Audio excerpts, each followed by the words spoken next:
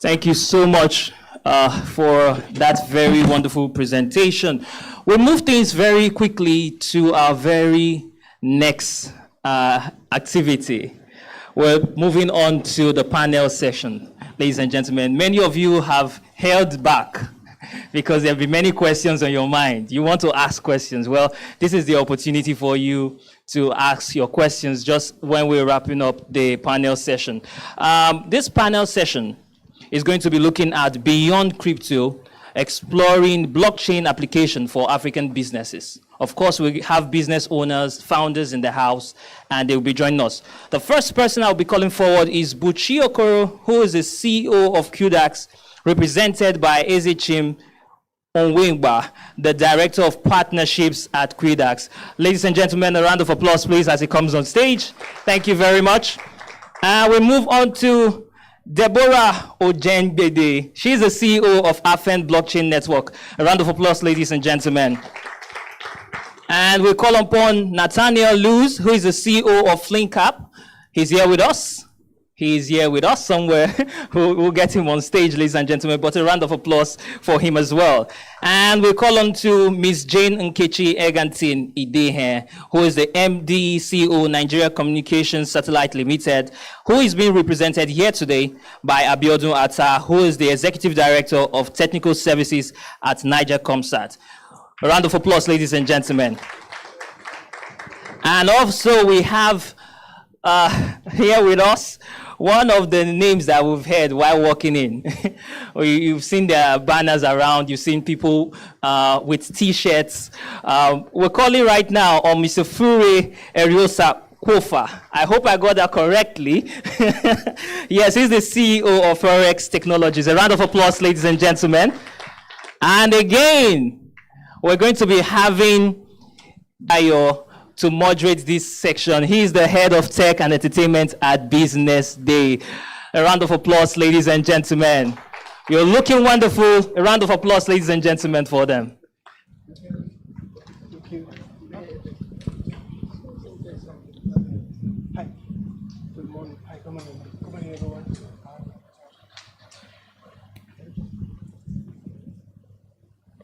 Sorry, just hold on. We just want to sort out this. Okay. Good afternoon, everyone. Good afternoon, and welcome again. Yes, I think we're back to we're down to the business of the day now, where we ask questions, we interrogate what is happening, and people get to give us feedback too with questions. Okay, I'll start with Deborah. Hi, Deborah. Hi, Deborah. Do you still drum? Do you still drum? Yeah. Huh?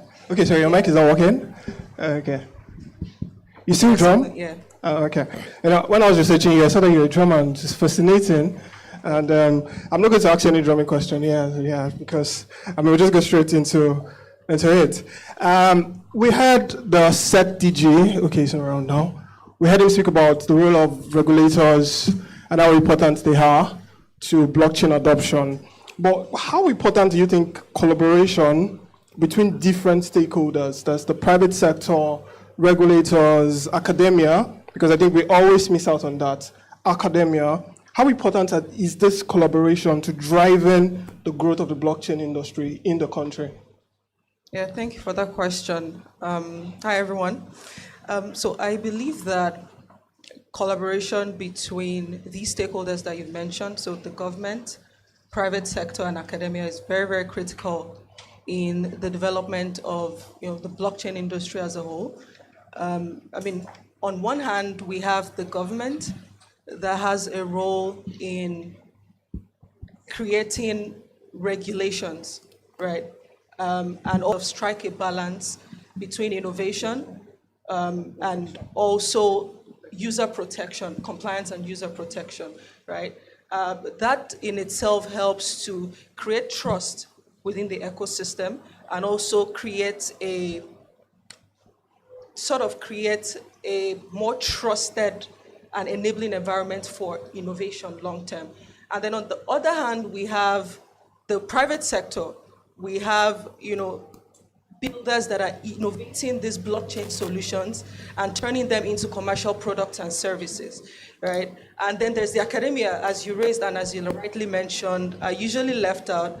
But I feel by collaborating with the academia, we're able to access necessary research that that's important for further development of blockchain technologies that actually can be implemented in real-world use cases, and also further development of the blockchain industry as a whole. So I feel this is a symbiotic relationship that's very essential, and I believe that a synergy between all of these stakeholders will definitely go a long way in long-term scalability and development of the blockchain industry in Nigeria. Thank you. Thank you so much, Deborah. I know Puchi is not here. I know Puchi is represented Quidax. Yeah. Yes. Okay. My name is Ezichim. Ezichim. I work with Quidax. Oh, with Quidax, yeah. Sorry, they murdered my name. I'm not going to murder your name when you called me up. Yeah. So, still picking up from what she said, one of the most crucial piece of, will I say, policy for the blockchain is the Nigerian blockchain policy.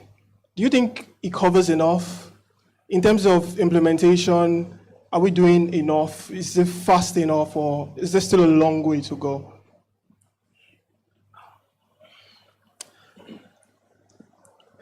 So, any technology think about technology as the human body. Any emerging technology, you have your arm, you have your head, you have your eyes, you have your feet. The national blockchain policies the feet. And we have different parts. Everyone has a different part to play. The regulators have a different part to play. The operators have a different part to play. The users have a different part to play. I think the policy has been very robust. When you compare it against other countries' policies, you find that a lot of thought, a lot of research was put into that. Quidax also participated in the formulation of that policy, and it was very extensive. So I think a good foundation has been built. It's not perfect, but I think it's a good foundation. I think it's something strong enough to build on. And as we move, as we progress, we'll continue to tweak and tweak until it becomes perfect. Yeah, I mean, an idea is never really fully, as it doesn't start out fully formed, that's what they say. Exactly. Nikom starts, yeah. I just want us to quickly finish the bit about policy and the role of regulators.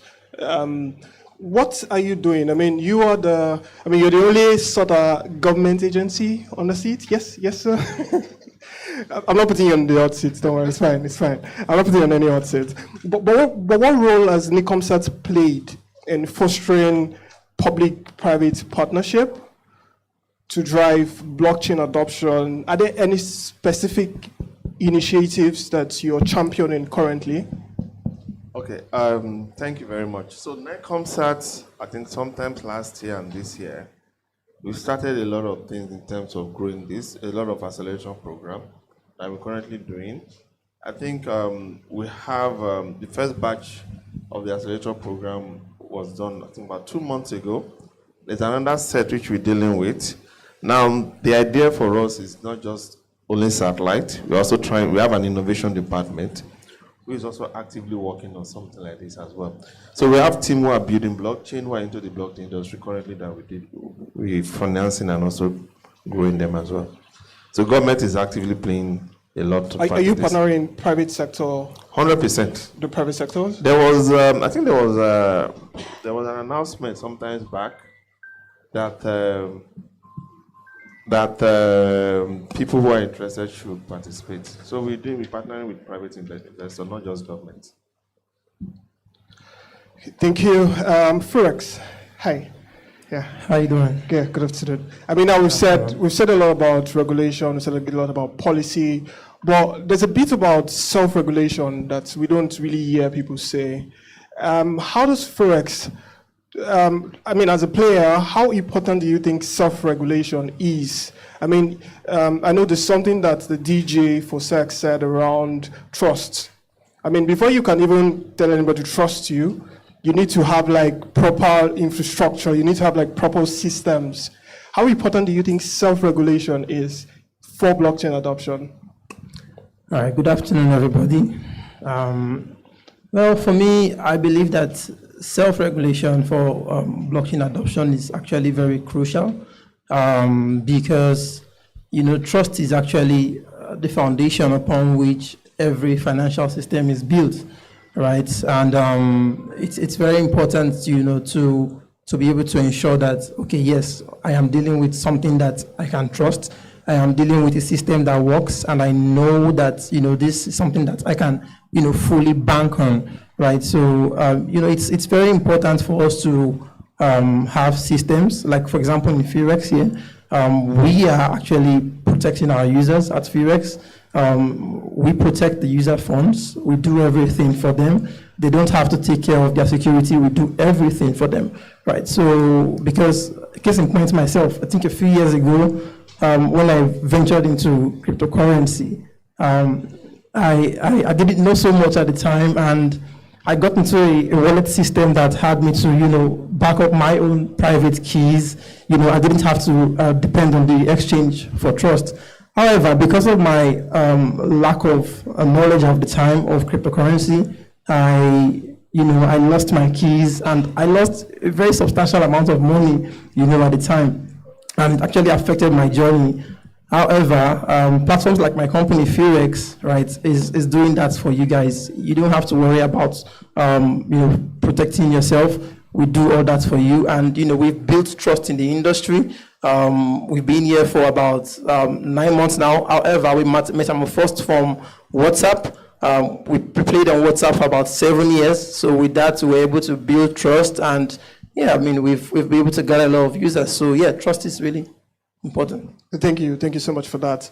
Nathaniel, hi. Hello. Yes, hi. How is your book doing? You have a book. Digital is cash. Digital is a cash. Yeah, I have books. You really have to do this. I have books. Digital is the cash. Bitcoin is cash. And so every technology, like he rightly said, is going to take time to gain adoption. To be fair, I think Nigeria is doing fine, right? The only challenge we've had has just been the fact that it's good the DG is not here. Don't tell him I said so. The regulators have not really worked in sync. For instance, NITDA has been pro blockchain since day one. The SEC has been, they've been our friend, but the CBN has not really been that friendly. You understand? So we have the SEC saying, everybody come buy licenses. The CBN is saying, you do block your account, So there has just been that challenge. And it's not really just regarding crypto. It's a general challenge in Nigeria. There's just a way how we do things that is special, compared to other parts of the world. So that brings education. That makes education to be key, right? Education is like number one. We are all talking about AI. When you ask people about AI, even if they don't really understand AI, they know what ChatGPT is, right? I don't need to understand hydraulics and the mechanisms to understand how planes fly. We need to be able to communicate to people how they want to learn it. Nobody wants to, I have a master's degree in blockchain and digital currency, right? But nobody cares to know those deep details. They just want to know that, how does this thing affect us as users at our own level, which is what we're basically trying to do. I'm simplifying education. So, still picking up from what you said, but now away from regulation, as you said, education is crucial, and since morning, everybody was just hearing blockchain, like terminologies up and down. Sorry, my Nigerian English came out, yeah? So, but what are some specific opportunities and challenges for small and medium scale enterprises to adopt blockchain solutions? What are specifics? Like, there's general, but what are some specific challenges and barriers to this adoption for SMEs especially? Okay, thanks for that question. So when we talk about technology in general, people in Africa, we don't really have a choice, right? It's not whether we adopt, whether we don't adopt. You can't receive money with PayPal if you're Nigerian. Most of the world has already blacklisted us. They've cut us away. We are not connected to the global financial economy. You understand? Like, it's so difficult to date to still make and receive payments. So when we talk about technology, we're in a period whereby most people are jackpotting, our best minds. It is what it is. But I think there's a way out, and that means we just have to use technology to leapfrog Africa. So if most doctors are jackbuying, how do we integrate AI into healthcare to ensure that we can reduce waiting time in hospitals, to ensure that the remaining doctors can cover everybody? One way or the other, we have to find a way out. Bringing it down to blockchain, how can we ensure that we can use blockchain to solve everyday issues, beginning with payment and remittances, right? Let me make this as simple as possible.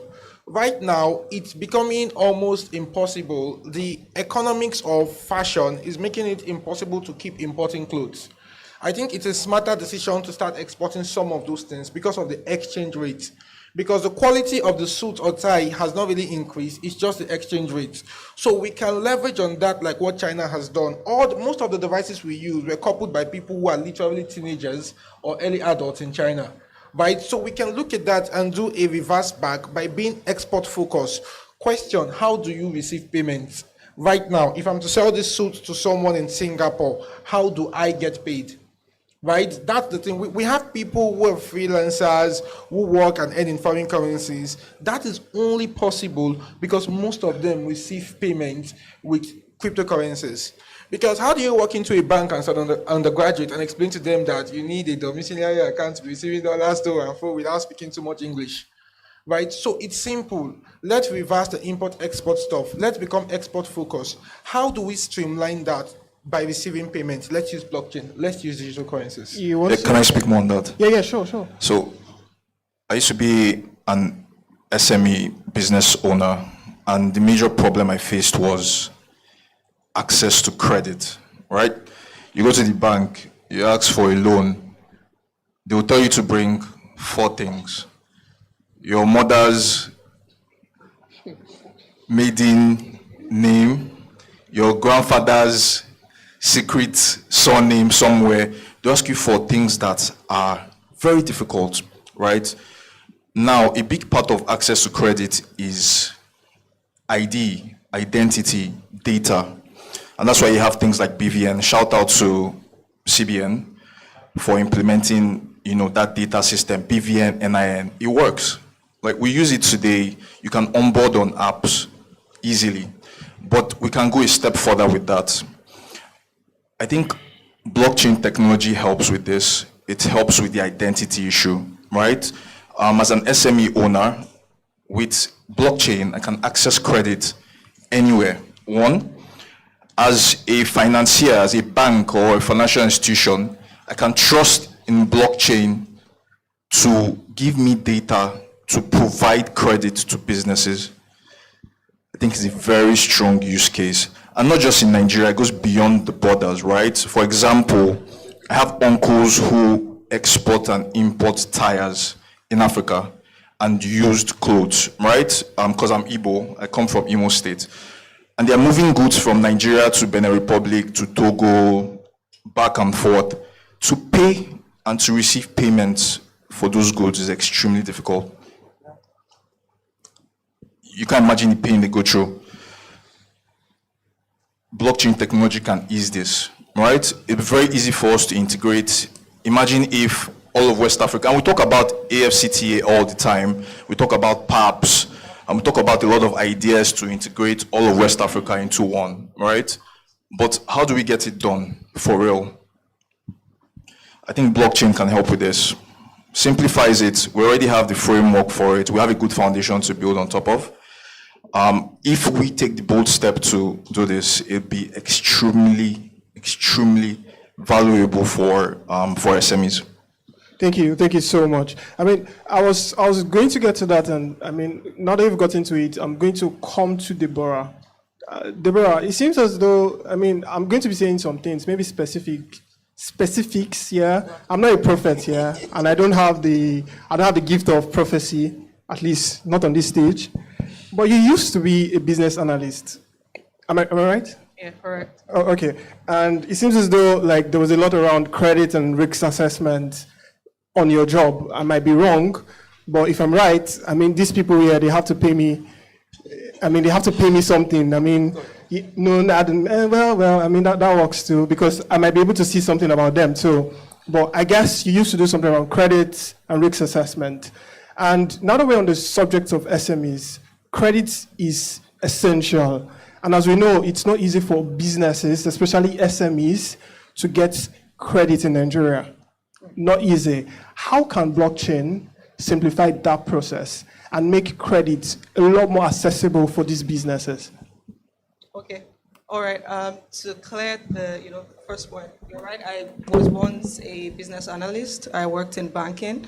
I mean, at a very interesting time. The bank was going through a transformation phase at the time, and so I was a fresher. Started with training school, and I was deployed to retail banking.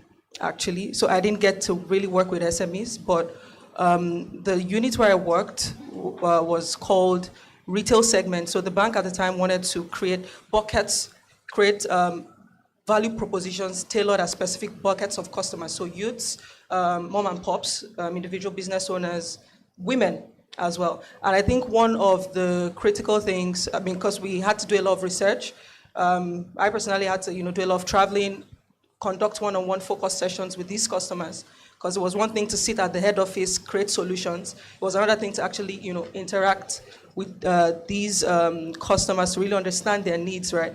And one of the major, issues that came up in some of these sessions was access to credit. For instance, women, because we noticed through data that women didn't really take loans, and we were wondering why. We actually take loans, but I'd rather go to my cooperative to take a loan than come to you, because you're too complicated, your rates are too high, and I feel interest rates are somewhat a factor of trust, right? And so bringing it down to how blockchain can really solve access to credit, I would like to focus on the idea of smart contracts. So what smart contracts do is they enable you automatically trigger certain actions based on predetermined factors. So take, for instance, as a bank, you can easily integrate, I'm trying not to go technical, I'm not technical. As a bank, you can easily integrate blocks of alternative sources of data. So your mobile transactions, e-commerce, utility, in such a way that the loan agreements can be programmed in such a way that it triggers actions like, releasing of funds or adjustment of interest rates just based on your credit performance or based on market conditions and all that. So I think smart contracts, for instance, definitely plays a huge role, and also the fact that you're able to integrate different trusted sources of data to make meaningful decisions in actually issuing credit to consumers. I think what that does for the banking sector is it improves overall process efficiency and also the quality of service that you then offer to your customers, basically. Okay, you want to have Yeah, something? so essentially, when you do a job people will not run with your money, basically. So just, what to add to what she said, trust is a big part of financial services, right? Your funds are safe at all times. It's a big part of it. Okay, to Nikom start, we can say everything we want to say on this stage. I feel like we can talk and talk and talk, but everything still boils down to internet connection. If everything boils down to internet connection, and 27 million Nigerians do not have access to internet connection. They don't even have access to telecom services at all. A huge part of our rural areas, internet is bad. I think that when you leave Bega, Moe, the internet quality you get in Nigeria drops drastically. What is Nicomstat doing in terms of improving access to this underserved and unserved areas to be able to boost blockchain adoption in these areas?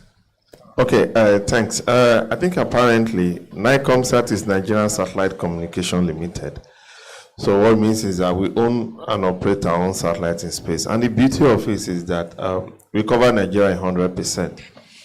Now, before, you can't run fiber microwave to some rural areas. It's not economical. And then what we are doing currently, we are already in partnership with some agencies. We are doing some contract with MTN and contractors to roll out what we call rural telephony. Now, what that means is that in some local governments, in some rural areas where you don't have the 2G, 3G connectivity, we're partnering with these partners to help bring those connections to life and bring Wi-Fi to those communities. If you're also aware, we're also doing a project with the government for Project 774. Now, Project 774 is relinking all the local government areas through satellite connectivity. Now, what we're doing different from the former predecessors is that we're giving a whole solution, which means we're bringing the internet connection, we're also bringing power. So the local government will not complain of no diesel, no fuel, so the internet is not up. No. So everything is full, package, power and internet connectivity. And what we're also looking at is to extend beyond the local government, which is also to bring in Wi-Fi connectivity around that area. So by the time we're done with this, most local government areas will be fully connected. And by the time we're also done with the likes of partners who are already doing the rural telephony project, most underserved and ultra rural locations will now be fully connected. So a lot of people who are doing cryptocurrency, who are doing blockchain, can have access to do this even in the rural areas as well. Okay, thank you. Nathaniel, we just spoke about one gap. That's internet. Do you think we have a skill gap when it comes to blockchain adoption and blockchain technology and innovation also? I don't think we have a skill gap. But if our skilled people were agreed to work for Nigeria or in Nigeria, it's another conversation. Nigeria, I believe, has some of the highest trained. The Lightning Network is headed by Nigerian. How many of us know that? The city of Lightning is headed by Nigerian. And Nigeria has reached some of the best, in terms of blockchain, you understand? In terms of countries adopting blockchain. And thanks to our guy here, Mr. Chuta, I think a lot of people don't know him, but he's been the foundation of blockchain and crypto in Nigeria. And I don't say that I don't say it lightly. As early as pioneering multiple conferences from Lagos to Abuja to Port Harcourt to Abeokuta as early as 2017, right? We have the skill set. We're not lacking in skill sets. So I don't think that we have that. But if that skill set with the uncertainty of regulation, with Jackman and all of that, if they want to do that, it's a different conversation. But there are people like us here now. Anybody here could have Jackman, right? Except maybe Nick comes out. Any other person here could have. But that we're here shows that we care about Nigeria. And we think that, the great thing about entrepreneurship in Nigeria versus the West is that in the West, we need the government to support us to do things. In this part of the world, we don't need anything from the government. All we need for them is just don't strangulate us. Just let us be. Do you understand? You're talking about internet. It's great what you guys are doing, but we already have Starlink. You talk about power, we have solar. We're going to make everything ourselves. Just let us be. It is what it... am I lying? It is what it is. You understand? Thank you. So, as you were speaking, you said something about, does anybody have Jacob plans? And I'm like, yeah, we are Nigerians. We don't disclose. You notice, next week, you can call me and I'll say, bro, Alpha, now you can't do. Furex, you didn't agree. Exactly. You didn't agree with what he said. I'm here and I could see that too. You could contribute, yeah. Yeah, I'm glad to actually chime in on that. Well, I don't fully agree that we don't have a technical know-how problem in Nigeria. And my reason is because, because of my humble beginnings, right, and how I happened to build Furex as a startup, right, I personally know the experiences, the failures, the faith I exercised, to build it. And at the time, right, when trying to build it, because I started building Furex, I think in the year 2017, right? For those of you who have not heard the story, right, the first guy who I contacted, yes, it didn't end well. I paid this guy money, he eloped with my money. But because of my determination, I moved on to the next person. This next person did not have an issue of trust, right? He opened up to me after many months of delaying me, telling me, I cannot do it. And I was like, okay, what do we do? And then, I said, okay, let me change my route. Let me go corporate. let me open an organization so that I can attract talents instead of me running to, talents everywhere. And then I opened an organization. I started, recruiting people. I can tell you that today, even at Furex, right, I'm not really proud to say this, but it is what it is. We don't even have up to 5 blockchain engineers. Yes. We don't even have up to 5, right? Many people would say they are good. Oh, I'm a blockchain engineer. I'm so good, I'm this. But it's not about talking. It's about, doing the work. Because if you were really that good, so many companies that experience the problems they're experiencing today would not be where they are, because nothing happens by mistake, right? Everything, when a company is successful, it's not really about the CEO. It's about the people. It's about the engineers, the developers, the blockchain developers. So honestly, I do not really believe we are there yet in terms of technical know-how. However, I believe that we're on the right path, and because, we are still in very early days, right? This is just like, to me, blockchain to me is just like in the 1800s when electricity was actually invented by Michael Faraday, you understand? And at the time, not so many people had actually understood it. So we're still early days. So I believe that in the coming years from now, we would have a lot of experienced blockchain engineers and developers who actually know their onions. No, I'll give a quick response. When electricity was invented, like he was said, like an exhibition was done in Paris where the mayor of Paris said electricity was a facade and it was going to go away, right? But that's not the case we're having here. If I worked with Paxful, I worked with Dash, Paxful. I've worked with some top companies. We have people from Quidax here, and Quidax was built by more of Nigerians. We have Afen blockchain here. I'm sure once Afen blockchain, more of Nigerians. What we are witnessing is a case in which you have a highly skilled set of people. No. And somebody already earning USD. Maybe he's in part 4 as an undergraduate. How do you employ the person as a Nigerian startup founder? Crazy. So we are looking at something whereby something that's also a blessing begins to have a downside effect. How do you poach? When I used to work at Paxful, a number of Nigerian companies tried to poach me, and it was almost, if I had quitted and come here, even the king in my village would not agree. Because it's almost the reason you see a rise of remote work in places like Africa, India, it's not like those guys in the West love us, is that what they're paying here would not pay rent there. Do you understand? So when people here already work there, it now creates a kind of system in which you don't have the experienced hands for your startups to even employ. That's like the downside of this whole remote work thing, this whole Jackpot wave. So we have the qualified people, but they are already exposed to something that our people, I'm also a startup founder. I know what you're saying. To get talents now, go and train them from the scratch.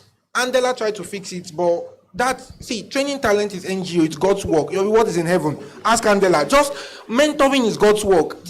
God will reward you in heaven. But that's a long conversation. Yeah, so I like you. So I think that everybody wants to say something to this. I'm sure everybody wants to say something to this talent thing. So I will let Quidax just say briefly, 30 seconds. We don't really have time again. Yeah. On talent, right? Yeah, just on talent, yes. So the way we approach talent at Quidax is, water finds its level, right? And when you think about the world now, we're in a global economy. So in terms of markets, we're in a global market. We're competing with Facebook, Amazon, Google for talent. But what market are we addressing? We're addressing just the Nigerian market, right? So you want to transition from addressing just the Nigerian market to addressing the global market. And that helps you compete for global talent as well. Because if you look at your revenues, you're serving just Nigeria, you look at your revenues, and you compare that against Google that's serving everyone in the world, and you look at the revenues, how do you want to do it?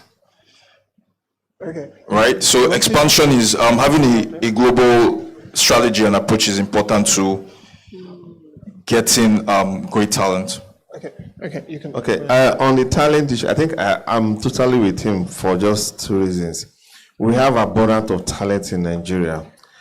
The truth of the matter is, I work with NICOMSAT for now, and I'm as an executive director of technical services, for example. We run NICOMSAT 100% Nigeria. No expatriates in NICOMSAT. Before I joined NICOMSAT, I've been working with multinational satellite company, and it will interest you, I was working right here in Nigeria. And I was trained in Nigeria, and I grew up in Nigeria. So I don't think the talent thing we don't have, we do have, is ability for us to understand and harness those and empower them. And you'll be amazed how you get that talent from Nigeria. Okay, so he still doesn't agree, but we are not going to come back to it. I feel like after this panel, everybody here can go outside and then we'll have this back and forth here. So like for a final question before we then open up for one or two questions from the audience, I'll start with Deborah. Deborah, it feels like I've been starting with you quickly too much, but so they said ladies first. Okay, I didn't want to say that. I mean, chivalry, though, but it's fine. So, what is your vision for how blockchain technology can transform our economy and society? I mean, in just 2 words. I mean, 2 words is too short. 2 sentences, that's fine. Yeah. What is your vision? So I believe that blockchain technology as an industry is poised for significant growth over the coming years. And I mean, the major bottleneck that I would see as a blocker is regulatory clarity, of which I think as a country, we're progressing on that front. So, I mean, a future I would love to see is one that is a regulatory environment that enables innovation. I mean, I'm really excited about what the SEC is doing, what NITA is doing. I mean, we sought the framework around ARIP and, setting up the blockchain consortium and all of that, working closely with stakeholders. That's really, really impressive. And I mean, I think it's been a long time coming. And it's also exciting when we listen to, our leaders, the government speaking our language now. Right. So the vision I look forward to is, a sustainable ecosystem where everyone works hand in hand to make sure that we're able to create a more robust industry moving forward. Thank you so much. I was counting; it was more than 2 sentences. So I'm going to Quidax. Yeah. Okay. 2 sentences. 2 seconds. Okay, yeah. 2 seconds, real quick. So we're looking at it in 2 different ways, right? The first part is, so from government point of view, right? So it's not a mistake that free and democratic countries are one of the most prosperous countries, right? There's a direct correlation. So blockchain technology, we think, will be very useful for elections and, simplifying the democratic process, right? That's on one hand. On the other hand, and this also ties to economic prosperity of Nigeria, the African continent, when there is democracy, when there is fairness, it's easy to attract investment, right? And cryptocurrency is a digital asset, right? You want to deepen the capital markets, you want to bring in, we talk about FDI, we talk about investments into the country, right? We think cryptocurrency gives an opportunity to deepen and widen the economy in different ways. FPI, you have a lot of crypto companies starting up in Nigeria. You're getting employment, you're getting salaries, and it has a ripple effect on the economy, right? So we're thinking about it in that way, and we're thinking about it from the government point of view as well. So we think it's going to be very, very impactful. Thank you so much, Nikomsat. I think it's the future. I think that's just it. Thank you so much. That was fast. Nathaniel. Okay, so I think blockchain and other emerging technologies, AI, big data, and the sisters, machine learning, represent the only opportunity, only like ONLY, the only opportunity Africa has to catch up with the rest of the world. So, and secondly, I think we'll see a rise of startup. I think this is planting season, this is building season. The licenses are coming out, it's time to build. Fun fact, it's cheaper to get licensed in Nigeria than anywhere else. Like, when I mean anywhere else, I mean the West, you understand? So, I think it's building seasons. I think, again, we'll see a reversal. Like what he was trying to say, global expansion. We'll begin to build products here that will become B2B nature and would power the other B2C products all around the world. Thank you. Okay, Forex. Yeah, I truly believe that cryptocurrency and blockchain is the future.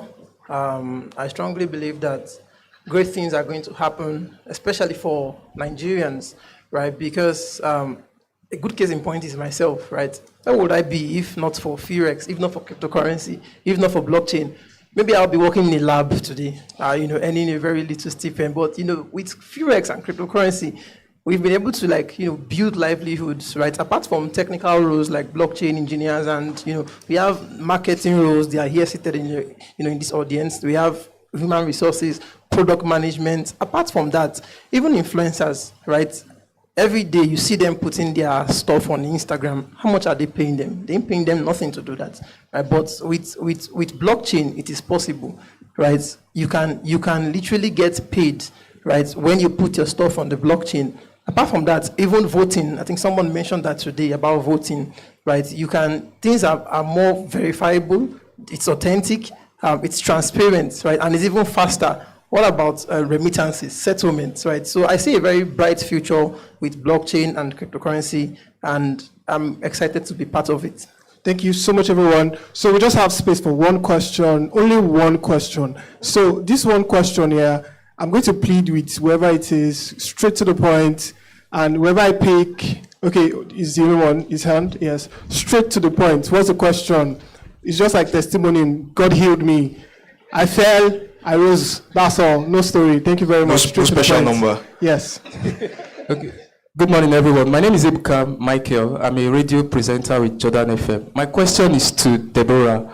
I came across a book titled The Missing Crypto Queen about a Bulgarian woman that cashed out with $4.8 billion.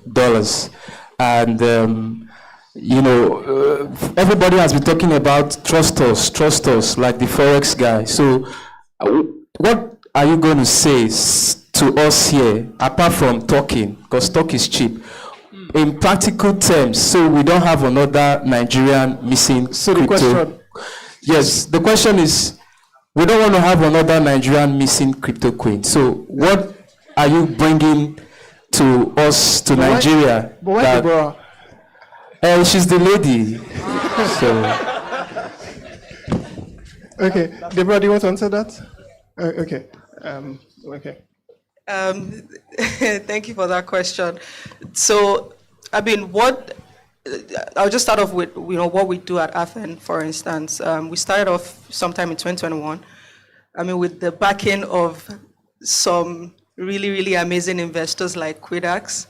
And we started off with actually educating people because we say we want to innovate, we want to disrupt, right?